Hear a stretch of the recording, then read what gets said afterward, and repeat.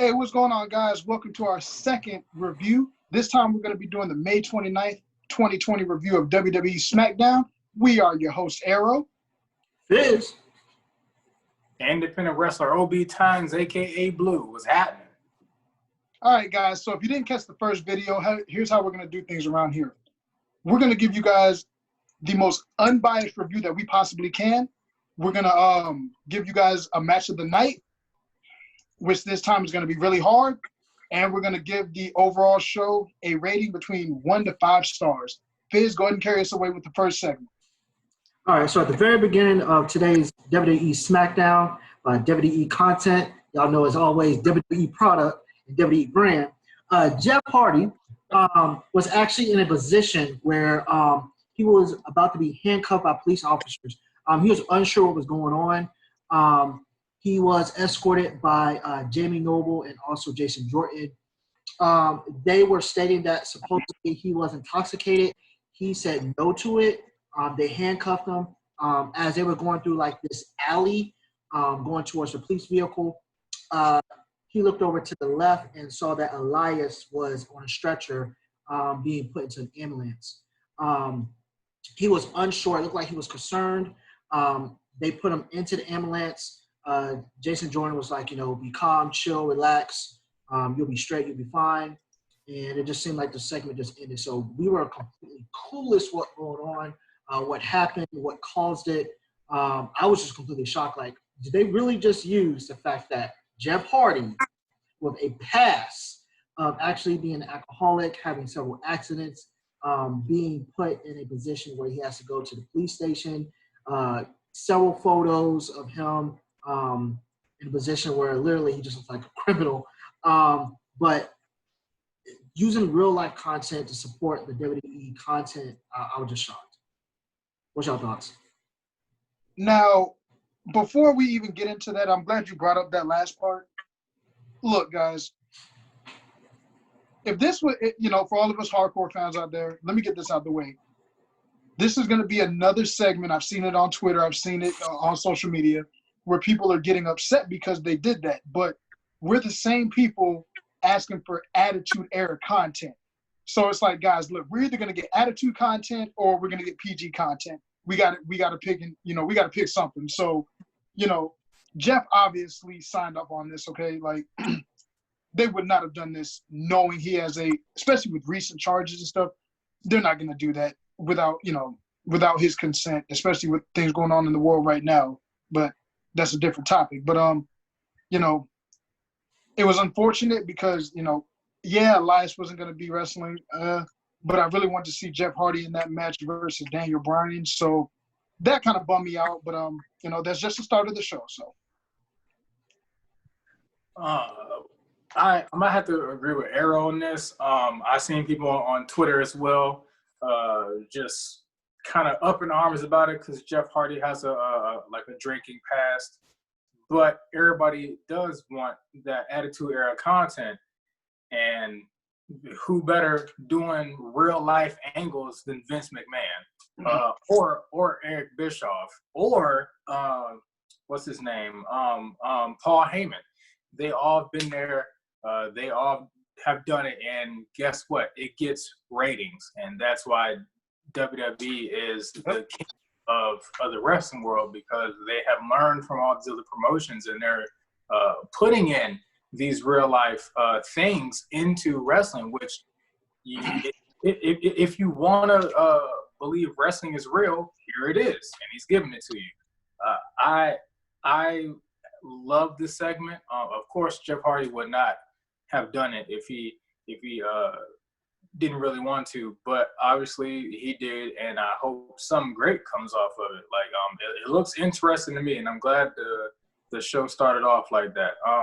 One thing I died laughing was when CM Punk was making fun of the cop who went in the car and was looking for what was in the car, and he just had one piece of paper. He just stared at it and said, "Jeff Hardy," like it was a bingo, like it was a bingo number. Jeff Hardy, Jeff. What are you doing? I didn't understand it. But I hope it looked like we lost Fizz. That was the funniest part. There we go. All right. So I'm going to start us off on the first match of the night. And before we get into the actual Battle Royal, we're going to give you the events that led up to it. So after the first segment, it starts off in the back, and everybody's fighting, you know, and I'm going to rush through it a little bit. But AJ Styles basically said he's earned his way to the finals, so he got a free ride. It's a little weird how he can just automatically say that he gets a free ride. Like, you're just a wrestler, my guy. He built SmackDown. That's why he said. Which I get, I guess, but you still don't have the authority to just automatically cruise to the finals when other people have to fight for that, right? Because Daniel Bryan, let's be real, if anybody could request that, it'd be Daniel Bryan to me. But, you know, everybody, you know, Daniel Bryan was being the face, and he was like, you know what, we can wrestle for it and everything like that. And basically, I don't even know how many people were in the Battle Royal, but it was 10. The match happened. How many? 10. There was 10? Okay. It really was leading to the final five, which you had Cesaro, you had Sheamus, you had Shorty G, which I'm going to get into that. We had Shorty G, Shinsuke Nakamura, and Dolph Ziggler, if I'm not mistaken. Dolph Ziggler was one of them. Jay Uso, excuse me. It was the Uso. My apologies. It was the Uso that made it to the end. But that was when the match got a little interesting. You know, it kind of condensed itself, and we got more action between, you know, everybody, all five competitors in the ring, especially because they had stories built where the other ones were just kind of thrown in to have extra wrestlers. It ended when Uso and Sheamus were on the outside. You know, they exchanged some blows, and he went for a super kick. Sheamus pushed him into the ring post, and then Bro kicked him to win the match. To me, the Battle Royal got better as it got to the final five, like I said, but still disappointing because I was really looking forward to Jeff Hardy versus Daniel Bryan. I think that could have been a really good match, just a face versus face, who's better type of match. And, you know, we were denied, but the Battle Royal did what it did. My goodness, if we don't push Sheamus, or not even Sheamus, if we don't push Shorty G, that's the last time I'm calling him that, because the review, guys, is going to be called the Shorty G review of WWE Smackdown, because I heard Shorty G, no lie, like 50,182 times. That's how many times I heard Shorty G. So he is Chad WWE Gable. Shorty G. He is Chad Gable. Chad Gable, push him or push Cesaro, please. That's all I got to say on that one. So what's kind of crazy is all of this transition to it being AJ Styles, just like he said, automatically going to the finals. But because of Jeff Hardy and Elias can no longer compete in the tournament, is going to this Battle Royal. And basically it's competing for the semifinals to fight against Daniel Bryan the same night, which I thought was like, okay, now someone who is tired or possibly injured, now going to fight freshly new Daniel Bryan. But the part that I can say that was a okay highlight for me was the fact that, how can I put this in better perspective? Shorty G, we're going to call this guy Chad Gable, because I can't do this, man. Thank you. He literally had two people that he knocked out, and it was good. Like, I actually was like, oh, man, this dude is actually about to possibly become, like, one of the final four. And then what ended up happening after he gets Cesaro out, this dude, Cesaro, comes into the ring and literally throws him out. And supposedly the referees did not see it, so he was now taken out of the match. I really hope they at some point push him, because Shorty G, Chad Gable, WWE Chad Gable should definitely get the opportunity to get pushed. I'm with you. Yep. The gimmicks on WWE just... Yeah, the Battle Royal was a good Battle Royal. Everything just about made sense. And yeah, the really only bad thing I have to say about it is the Shorty G name is the most stupid name I've ever heard. This is about as bad as WWE burying black folks in the company. This is that type of bad. You got this incredible athlete and you just shortened up a great name in Chad Gable, and everybody knows Chad Gable as this great Olympic athlete, and now he's resorted to just Shorty G. Like, why did y'all do this? And the thing, like, to tell like some information about wrestlers, a lot of wrestlers aren't even tall. Most wrestlers are around 5'6" and 6 foot tall. That's how tall like 90% of wrestlers are. So why did they give him the Shorty? Why? Like, what? I digress. But everything else was was good. I love the story that they're telling with Shinsuke, Cesaro, and Chad Gable. I love that storyline that they're doing within the battle, because the battle royal has to have something to keep the fans like focused and entertained in the match, and that was a good story that they had. So, no disrespect to the women in the next match. I'm going to keep this short and sweet. Lacey versus Sonya Deville. Like I said, no disrespect to the ladies. They put on, Sonya Deville, ever since she's been given this singles run that she's been given, her mic skills have improved. I will give her props on that. Her in-ring ability, she's able to be that MMA fighter and use that background that she has. But the story that they're building off of Mandy Rose being just some blonde girl who gets her way, then they use the same thing with Lacey. Sonya, you deserve better than just fighting people just because they're blonde to get their way. It ended in a no contest, but both of the ladies can put on a hell of a match, but it shouldn't be because of the angle they're doing, and that's what I got. I'm with you. Double count out because they were out of the ring. That was basically the match. There was no highlights at all. There was nothing spectacular about it. Sonya Deville, I overheard because of Ruby Rose no longer wanting to play Batwoman. You supposedly want to be in that position to possibly Batwoman. You should shoot for that because literally I think they're going to destroy your character.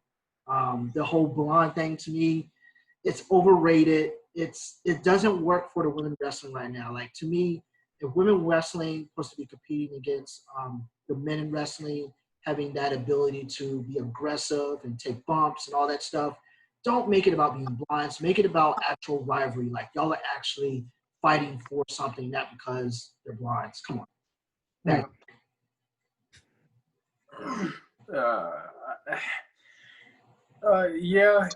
Like this match was what it was. I don't know what they're doing with the Mandy and angle with her, but I seen this match as two heels going at it because Lacey Evans still was doing her heel stuff as well. They were both doing heel stuff. They were both getting 5 counts from the ref. They were both doing illegal moves and stuff like that. They were both doing heel stuff. It just looked like a brawl, just a filler to show off Sonya Deville's, I guess, personality. Well, both of their personalities. It looked like they were trying to build the story with both of them. They're going to go somewhere with Lacey Evans at a later date, and they're just trying to put Sonya Deville into something so she can be in TV. But yeah, I think Lacey Evans definitely has improved in her ring ability. She's definitely looking like a star. She's gonna take off. She's definitely gonna. I agree. She can talk. She has a great ring presence. Her attire in the ring looks professional and legit. I think Sonya Deville needs a little bit more polish in the ring. I'm sorry, but I gotta call it how it is. But she just still looks a little bit green. She still looks like she doesn't like she's not fully comfortable with doing certain moves. But the match was what it was. Yeah, and I think Sonya will get there. I think she needed this breakout singles run. We'll see where it goes from here, but I just don't like the story that they were telling here personally. But I think Lacey Evans definitely she's finally embraced that face role because she was a heel for so long, calling people nasties, trashing people. It was hard for me to accept her as a face, but now she's fully embraced it and made it her own, and now she's doing really well. this is a quick 2-second thing. The Forgotten Sons, they cut another weekly promo, and then it led into the my segment of the night. It was a moment of bliss featuring the New Day. I'm just gonna say it, Big E, you are hilarious as hell, Big E. You are funny.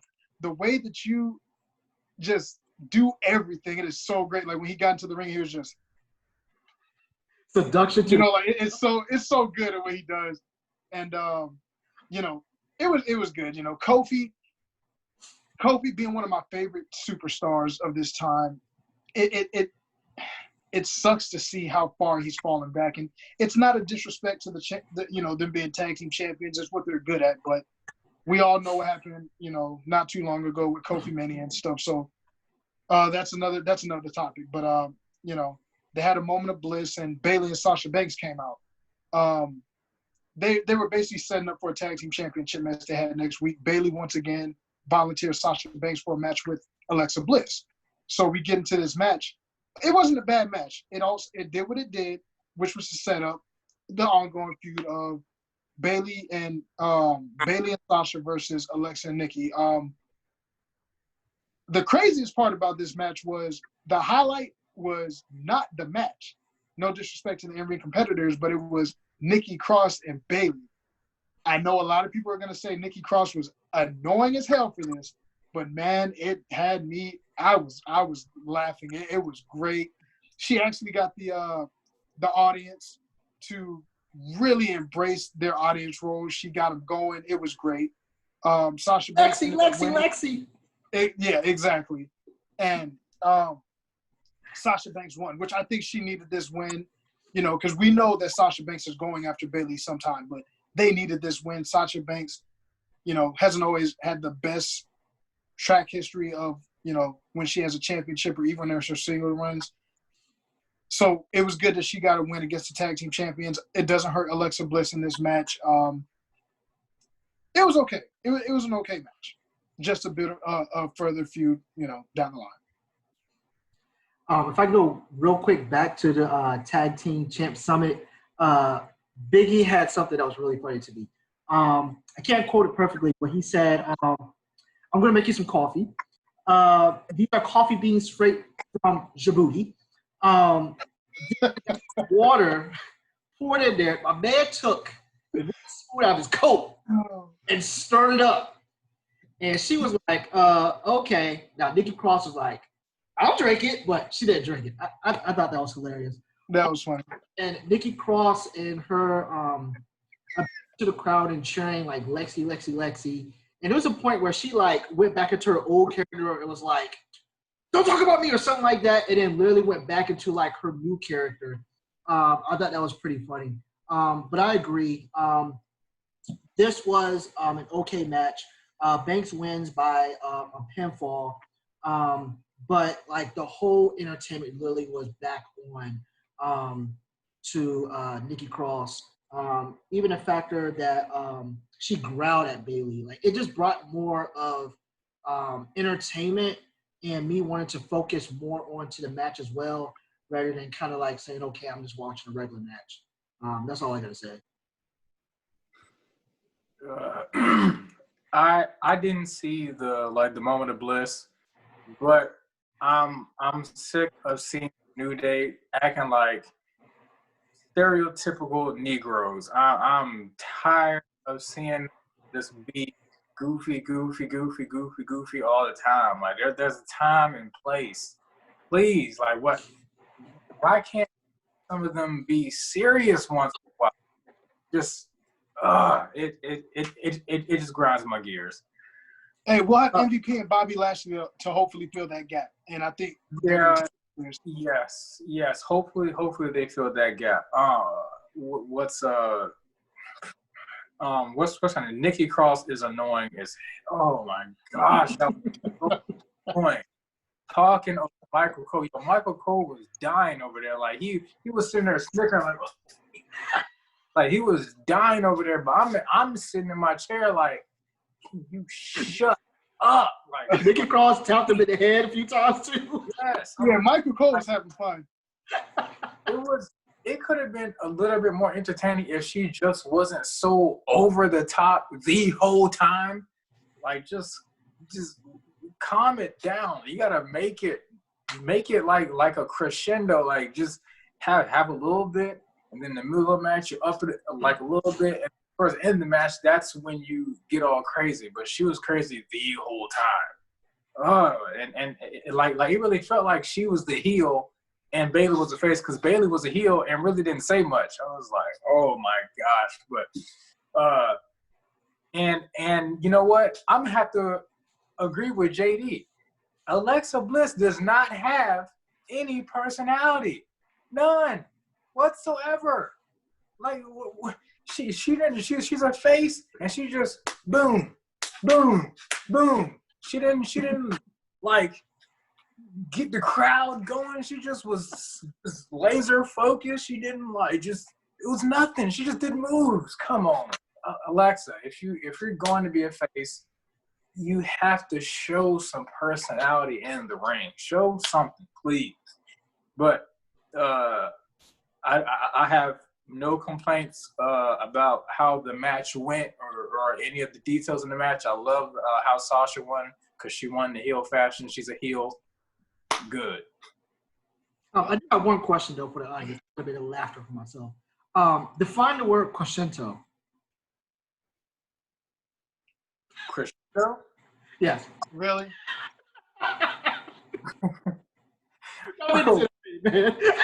Next, okay. A slow build. The slow. Okay. Yeah. What you, man? There we go. All right. So now we're gonna get with this. We're gonna get to the part of the review that Cesaro versus Chad Gable. It actually was not a bad match. This was actually a really good match. Shorty G, because the review is gonna be based off of Shorty G. Shorty G won with a sunset flip roll up. It was actually pretty nice.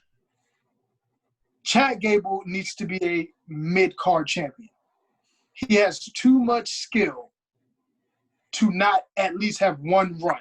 Shelton Benjamin was a great, underappreciated mid-card champion. Chad Gable can actually bring some real prestige to the Intercontinental Championship if they just give him one run. He could be the guy who really does a weekly challenge and just beats people with wrestling. He's too damn good to be winning off of roll-ups all the time. Just imagine if Kurt Angle was winning off of roll-ups all the time back in his prime. How would we really view Kurt Angle? Chad Gable's too good for this. I'm not calling you Shorty G, man. You're too damn good. You're Chad Gable. You're an amazing wrestler. You need to be treated as such. I don't have much to say either. I'm going to agree. Cesaro, he's a good athlete. Push Cesaro, too, and stop playing. Yes. WWE, Chad Gable, same for him, man. I'm about to start calling this dude AEW, Chad Gable. Go ahead and do somewhere else. I said it. He has so much talent. Background wrestling, had the ability to train. He is a very skilled athlete. He is more than just an entertainer, because it was even a point where like they switched his character from being like this Olympic wrestler to this shorty character, and he was being bullied, and it was like, oh my gosh, can you this more about wrestling? But I mean, I like his style and I like his wrestling ability. So yeah, just go somewhere else. Yeah, I think Cesaro should have been a world champion a while ago. I agree. He should be having one of these right now. Yeah. He's been long overdue for a title. The major title. And Chad Gable is just amazing as well. And of course, when you have two amazing athletes who know what they're doing in the ring, who's very, very comfortable in the ring, and like, and both of them have a great confidence in their abilities, you're going to have a great match. and this is exactly what it was. And of course, Chad Gable was fighting from behind, but he didn't really need to do much because you see the personality that he has. He has those facials. He has those movements where you see he's trying to get up, but he just can't. Like and they're building that story up because you just seen what happened in that battle royal, and you see the animosity in this match, and I love that. I don't like seeing the roll up pin all the time because I think how many, like, was that the second roll up pin of the night, or was it? That was the second of the night, if I'm not mistaken. How many roll up pins did they have tonight? Was it only 2 or 3? It was 2. Okay, so yeah, all right. Well, it wasn't that bad. And I understand why they did it because they're trying to build that animosity with them. You don't want to do finishers with that type of storyline right there. So I understand why they did it. And plus, it was only 2 roll-ups of the night, so I was kind of fine with the finish. Right. I'm just gonna say this, then we can go on to the next match. Actually, there's 2 announcements. Then we can get on to the main event of the show. Otis and Mandy had another package. They were doing having a little bit of the bubbly, Chris Jericho. What I will say, you know what, real quick, it was actually kind of funny. She had that dream of hers, and there was a moment in there where she was looking at him, and she had the bottle in her hand of the sunscreen, and it squirted out. That was funny. That was, yeah. Maybe Otis tipped his feet in a little water a little bit. Yeah, that was funny. So, still building up Otis and Mandy. We're still going to see what he does with the Money in the Bank. Please don't put the Money in the Bank into a tag team type of match. Don't do that. Matt Riddle, he's coming to SmackDown. Kurt Angle announced it. So it was a send-off from NXT. I can't wait to see what they do with the original bro. He'll probably be a mid-card champion. He has that figure and that star power where he will be a future WWE champion, just not at the moment because Roman Reigns is coming back sometime. Big ups to Rome. Hope you're doing well. But they already have people inserted into those top spots, so he can definitely come fill in that mid-card role. And then Joe or Fizz, we're gonna let you get to the main event. We had Daniel Bryan versus Sheamus for our main event. Before we get into that, go ahead. That Mandy and Otis kiss though?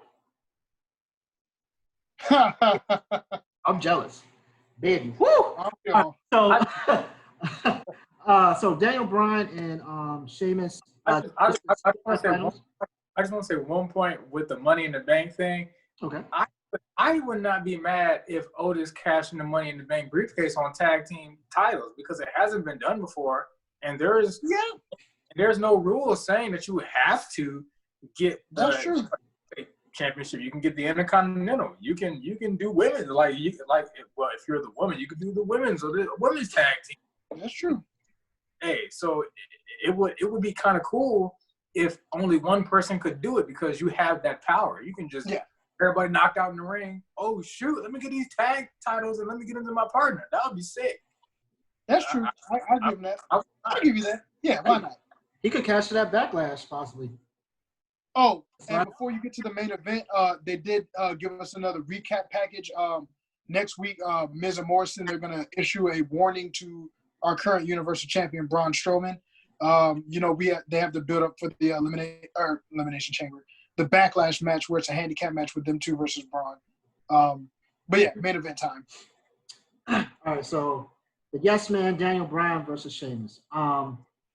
So I thought the match was very well done. Although I was a little bored because it led up to that. I don't know what's much to say except that he basically did a running knee to finish off and got the pin because Jeff Hardy came back. I guess he has some type of assumption or belief that Sheamus was either a part of the event or the possible accident that led to Elias going into the hospital. When he came out, Sheamus was kind of like shocked almost, was like, what's going on? Daniel Bryan came out of nowhere with the running knee, got the 1, 2, 3 count in a match. Jeff Hardy ended up going into the ring, beating up Sheamus for a little bit, and almost in a sense, like I said, like, I did my due diligence. I know you did something or you're behind this. And now it's going to be Daniel Bryan versus AJ Styles for the Intercontinental belt. What a match that's going to be. Oh, my. Whew, guys, we're going to have a prediction video before Backlash for you guys. That has a strong possibility to be match of the night easily. Mm-hmm. I like the main event.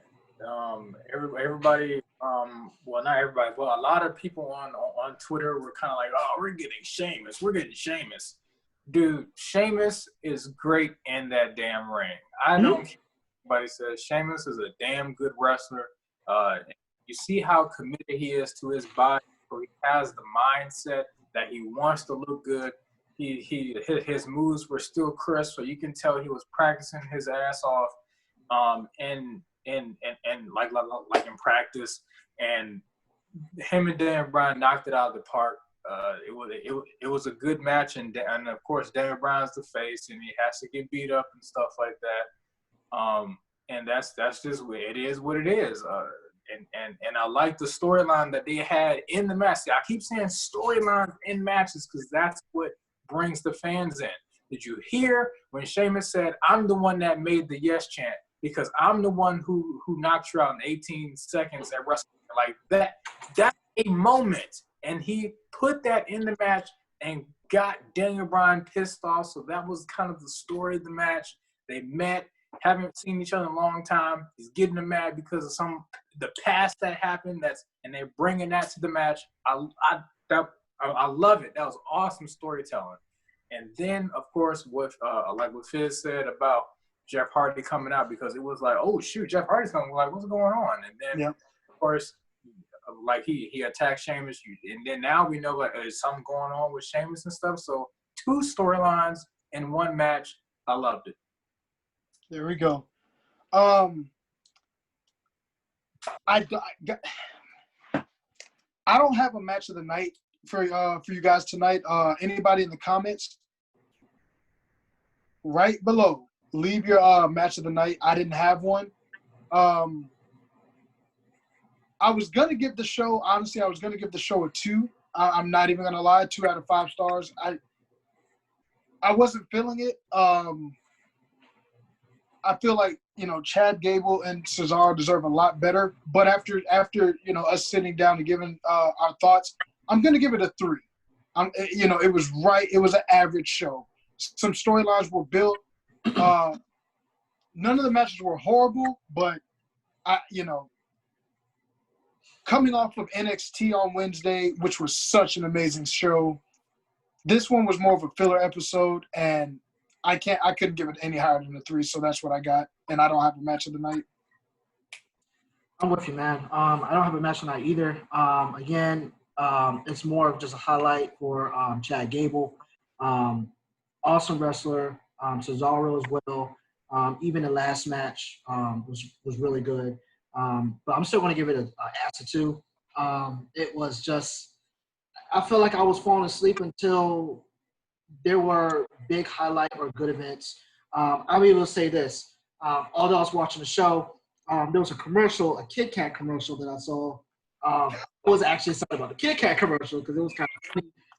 The guy was parachuting with a Kit Kat and it fell, and he was like, "Oh no!" Like, I'll be real.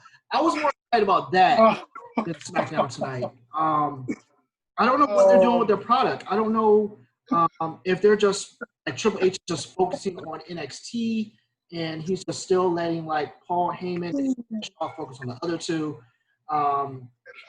I just feel like NXT is so much of a better show that should be the prime show or the A class versus Raw and SmackDown being the B class. Let's be real with it.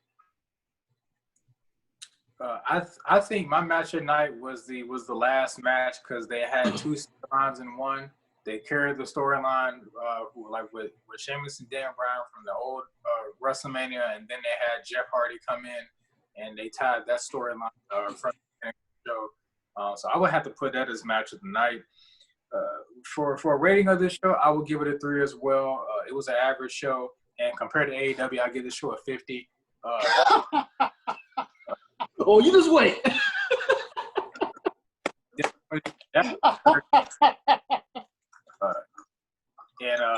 It was just an average show. Oh, Get storylines built for Backlash. It was one of the better shows to build up a pay-per-view I've seen in a while, because as we have, like as history has shown in this last, I would say 5 years, Vince McMahon really hasn't done a lot for pay-per-views, and he hasn't really been building a lot for pay-per-views, but whoever is working with him backstage or has control of the show, it looks like they're trying to do something, they're trying to change something. So I'm glad that they're actually doing something to build for the pay-per-view. And I agree with you, Obi. Like Money in the Bank, I thought it was an actually really good pay-per-view. It was developed well. Even the last match, even though that was pre-recorded, it was still great. Match. It was great. I'm with you on pay-per-views. They're definitely putting some intelligence and some brains together for that. All right, guys. So that's our review. In the comments, guys, the only way we can get better is from you guys watching.